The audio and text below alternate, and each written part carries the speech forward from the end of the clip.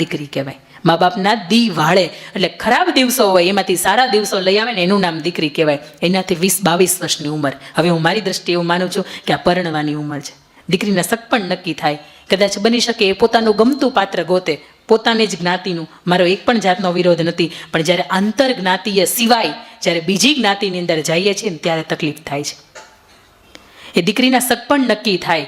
ભાવનગરનો તમે સુભાષનગરની અંદર 2023ની અંદર ફેબ્રુઆરીની અંદર એક કિસ્સો હતો, કદાચ આપના ધ્યાને આવ્યો હોય ન આવ્યો મને ખ્યાલ નથી.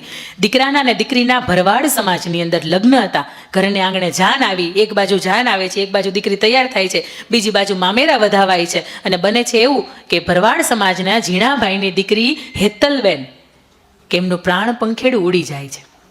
દુલ્હનના વેશની અંદર એ દીકરી સજ્જ થયેલી હતી અને દીકરીના એ સમયે ઓચિંતા ભગવાનના તેડા આવે છે, સ્વર્ગમાંથી વિમાન ઉતરે છે અને દીકરીનો જીવાત્મા છે લઈને ચાલ્યા જાય છે. ખબર પડે છે કે આવી કઈ અમંગળ ઘટના ઘટી ગઈ, આ મંગળ જે વર્તાય છે એની વચ્ચે. ત્યારે તેમ છતાંય તે ઝીણાભાઈ ભરવાડે નક્કી કર્યું હતું કે જાન પાછી જાય ને એને અપશુકન કહેવાય. આ કાળિયા ઠાકરે જે કરવાનું હતું એ કરી દીધું, પણ હું દીકરીનો બાપ પ્રણ લઉં છું કે મારી બીજી દીકરી છે એને હું મંડપમાં બેસીને પરણાવું છું, પણ આ જાનને પાછી નહીં જવા દઉં. ત્યારે બીજી દીકરી છે એને ખાલી એટલું કીધું હતું કે બેટા બેનનું આવું થયું ને લગ્ન તારે કરવાના છે. ત્યારે દીકરી એવું નહોતું કીધું કે બાપુ મારે નથી પરણવું, આ પાત્ર મને નથી ગમતું, આ ઘર મને નથી ગમતું. મારો બાપ કે ને એ મારા માટે સર્વોપરી કહેવાય. મારા બાપની ઇજ્જત સાચવવા માટે કદાચ મારે પરણવું પડે ને તો પરણી જવાય. એ દીકરી પરણી ગઈ હતી અને સાસરે હસતા મુખે વહી ગઈ હતી. ફેબ્રુઆરીની અંદર કદાચ હું ન ભૂલ કરતી હોય તો 26 ફેબ્રુઆરી એ સમય હતો. આ 26 ફેબ્રુઆરી 1 વર્ષ થશે. પણ જ્યારે ઘરની અંદર આવી કદાચ ઘટના બને કે ન બને, પણ મા બાપ આપણા માટે જે પાત્ર ગોતતા હોય ને, એક વખત 1, 2, 3 વખત ટકોરો મારીને ગોતતા હોય. કારણ કે માતાઓને આજ સુધીમાં જેટલી વખત તાવડી લેવા ગઈ હોય તો એ તાવડી 15 રૂપિયાની માત્ર તાવડી હોય ને તો કોઈ દિવસ એને ટકોરા માર્યા વગર નથી લીધી. એટલા માટે કે અંદરથી મજબૂત છે કે નહીં ખબર પડે. આપણે ગોળો લેવા જઈએ ને, દીકરીઓને આ વસ્તુ આદત નથી, ક્યારેય ખરીદી કરવા નથી ગયા એટલે નથી ખબર, પણ માતાઓ બહેનો જ્યારે ખરીદી કરવા જાય ને ત્યારે ટકોરો મારે. જીવનસાથી ગોતવાના હોય તેની અંદર ટકોરો ન મારે, એ ન ચેક કરે કે અહીંયા મારી દીકરી ખુશ રહેશે કે નહીં. પણ ખાસ એક મૃત્યુની શૈયા ઉપર એક પિતાશ્રી હતા અને એ પિતાશ્રીની પાસે એક જ વસ્તુ હતી કે એક પથ્થર હતો. અને એ દીકરી અને પિતાશ્રી બે રહેતા હતા. દીકરી જુવાન હતી, 20-21 વર્ષની, અને દીકરીને કહ્યું કે બેટા લે આ પથ્થર, તારે વેચવાનો નથી. અને આપણા ઘરની બહાર એક કરિયાણાની દુકાન છે, તું ત્યાં જઈને પૂછ્યા આવજે આ પથ્થરની કેટલી તને કિંમત આપે. એટલે ત્યાં દીકરી જાય છે ને પૂછે છે. પેલો પથ્થરને એવું કહે છે કે 1000 રૂપિયા આવે, કદાચ દેખાવમાં થોડોક સારું લાગે છે એટલે દીકરી વેચતી નથી. ઘરે આવે છે અને પપ્પાને કહે છે પપ્પા પહેલા 1000 રૂપિયા કીધા. એટલે એના પપ્પા ફરીથી એમ કહે છે કે એનાથી તું આગળ જજે, એન્ટિક દુકાન છે, એન્ટિક વસ્તુઓની જૂની પૌરાણિક વસ્તુ રાખે છે, તું ત્યાં જઈને પૂછજે એને કે આની શું કિંમત આવે, પણ તારે વેચવાની નથી. દીકરી ત્યાં જાય છે ને પૂછે છે અને એને એવું કહે છે કે આના 10,000 રૂપિયા આવે. આ પથ્થર બહુ જૂનવાણી છે અને 10,000 રૂપિયા હું તને આપી શકું. દીકરીને એમ થાય છે કે આ તો ઓલો 1,000 આપતો હતો, આ તો 10,000 આપે છે. ઘરે આવે છે ને પપ્પાને કહે છે કે પપ્પાને તો 10,000 કીધા, હવે એને વેચી દેવો જોઈએ. એટલે એને પપ્પા કે નહીં બેટા, હજી તારે ઝવેરી એક છે ને એની પાસે તારે જવાનું છે, ત્યાં જઈને તારે પૂછવાનું છે કે આની કિંમત કેટલી થાય. એટલે ઝવેરીની પાસે ગઈ એને એવું કીધું આ તો આફ્રિકાની ખીણમાંથી નીકળેલો રફ આટલો મોટો હીરો છે બેટા, આની કિંમત તો કરોડોની અંદર અંકાય. એટલે દીકરીની અંદરથી એવું થાય છે કોહો ઓલો પહેલો તો 1000 રૂપિયા 10,000 રૂપિયા જ કહેતો હતો. ઘરે આવે છે, મને બાકી મારા બાપુએ વેચવાની ના પાડી છે. ઘરે આવે છે અને એના પિતાશ્રીને કહે છે કે પિતાશ્રી આની તો કરોડો લાખોની અંદર એવું કીધું કે કિંમત કીધી.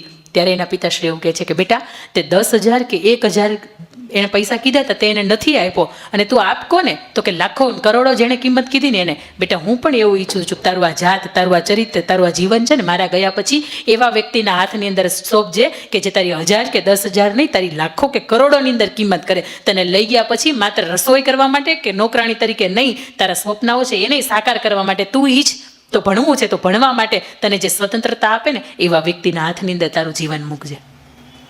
અહીંયા દીકરીઓ બેઠી છે ને, મારે એને કહેવું છે કે તમારું જીવન કદાચ જો તમે તમારી જાતે નક્કી કરો ને આંતર જ્ઞાતિની અંદર, તોય કદાચ કોઈ સમાજનો વિરોધ ન હોય, કારણ કે આપણી જ જ્ઞાતિ હોય. એટલે નાનપણથી આપણે આ સમાજને ઓળખીએ છીએ, કદાચ એમાંથી કોઈ પાત્ર ગમી જાય અને મા બાપની મરજી એની અંદર લગ્ન થાય તો એ કંઈ ખોટું નથી. પણ જ્યારે જ્ઞાતિ બદલી જતી હોય ને ત્યારે બધુંય બદલી જતું હોય. જીવન, પહેરવેશ, ખાવાનું પીવાનું બધું સમગ્ર બદલી જતું હોય અને એની અંદર સેટ થવું ને બહુ અઘરી વાત હોય.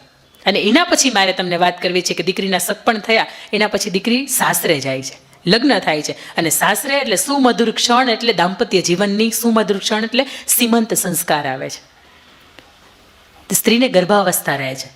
અને માતા જીજાબાઈની મારે આપની સમક્ષ વાત મૂકવી છે ત્યારે કે એક સમય હતો કે જ્યારે દિલ્હીના બાદશાહ નાના નાના રજવાડાઓ ભેગા કરતા હતા અને એ સમયે એક નાનું એવું રજવાડું કે એની ઉપર હુમલો કરવામાં આવ્યો.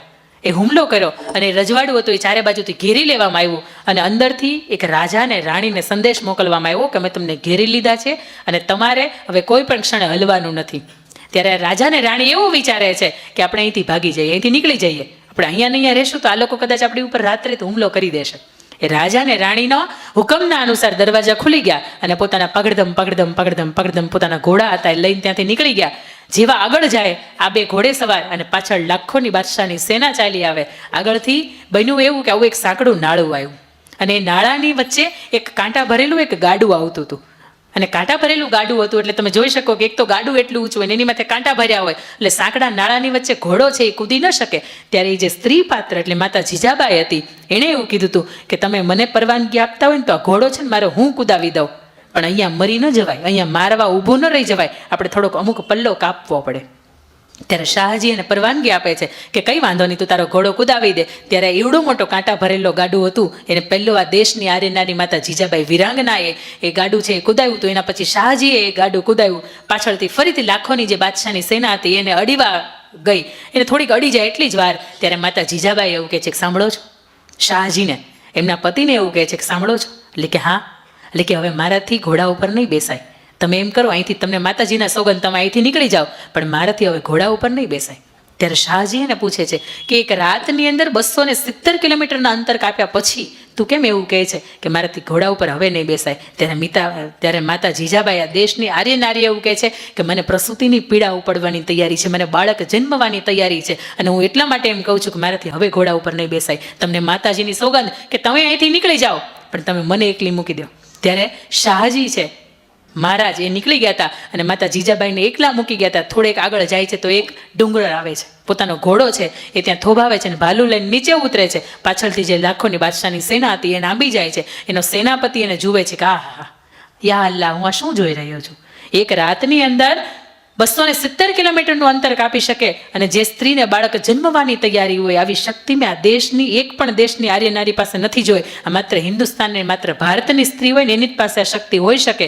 એના જેટલા પણ બધા સૈનિકો હોય એને એવું કહે છે કે આને જગ્યા આપણે આગળ કરી દેવામાં આવે કે જો આ દેશની સિંહણ છે અને જો આ વિફરશે ને તો આપણે કેટલાય હોમાઈ જશું. કદાચ લાખોની સેનાપતિ જાય ને તોય નક્કી નહીં. એ સ્ત્રી છે એ ધમ ધમ કરતી પોતાના દાદર ચડે છે અને એની અંદર 16 સ્તંભ અને 3 ઘુંમટનો શિવ નહેરનો કિલ્લો હોય, એની અંદર શિવનું મંદિર હોય અને ત્યાં જાય છે અને હળવેકથી દરવાજા બંધ કરી દે છે. થોડીક વાર થાય છે, બાળક રડવાનો અવાજ આવે છે, હુંહા હુંહા હુંહા. એટલે નીચેથી સેનાપતિ પૂછે છે, બેન કોણ જન્મ્યું છે, દીકરો કે દીકરી? જેની માં આટલી બધી શૂરવીર હોય, મારે એના દીકરાનું મારે એના સંતાનનું મોઢું જોવું છે. ત્યારે લોહીથી લથબથ સ્ત્રી શિવ મંદિરની અંદર પોતાના બાળકને જન્મ આપેલો સ્ત્રી એ સમય એવું બોલે છે કે તારો કાળ, તારો બાપ શિવાજી જન્મ્યો છે અને 18 વર્ષે જે દિવસે છાતીમાં તારું ભાલું ભોંકે ને તે દિવસે તારે એનું મોઢું જોવાય, ત્યાં સુધી તારે એનું મોઢું જોવાની પરવાનગી નથી. અને એ બે પર્વતોની વચ્ચે પોતાના દીકરાને કહેતી હતી કે બેટા આજ તારી માં છે ને એ તને ફૂલની પથારી કરી દે છે, પણ આવતા સમયની અંદર આ વિષ પૂજાળી માં છે ને એ તારી પથારી કરશે. અત્યારે તારે જેટલું રમવું હોય એટલું રમી લે, જેટલું ઊંઘવું હોય એટલું ઊંઘવી લે, પણ કાલ સવારમાં હિન્દુ સ્વરાજની રાષ્ટ્રની બચાવવું પડશે તો તારે જવું પડશે. અને અત્યારે તારે જેટલી પણ ઊંઘ આવતી હોય તો ભલે, અને તારે જેટલી મોજ કરવી હોય એટલી કરી લે, પણ કાલ સવારમાં તારે દેશ માટે હોમાઈ જવું પડે ને તો એ દેશ માટે તું તૈયાર રહેજે. અને ત્યારે ઝવેરચંદ મેઘાણી લખે છે કે આભમાં ઉગેલ ચાંદલો ને માતા જીજાબાઈને આવ્યા બાળ, બાલુડાને માતા ઈ ચોળે ધણન અને ડુંગરા બોલે. આ ડુંગરા છે કંઈ બોલતા નહોતા. અને એ સમય એટલે 19 ફેબ્રુઆરી 1630નો સમય હતો, રાત્રે 9:30 9:30 વાગ્યાનો સમય હતો. અને માતા જીજાબાઈ આટલી ખુમારીની સાથે પોતાના બાળકને જન્મ આપે છે. ત્યારે મારે કેવું છે કે સાસરી ગયેલી દીકરી હોય, આપણી સાસરે આવેલી વહુ હોય અને એના જીવનની અંદર એ 1-2 વર્ષની અંદર કોઈ નાના મોટા સંકટો આવે ને તો મા બાપ તરીકે એના જીવનની અંદર થોડીક દબાકીયા કહેવાય ને તો એ નહીં કરતા.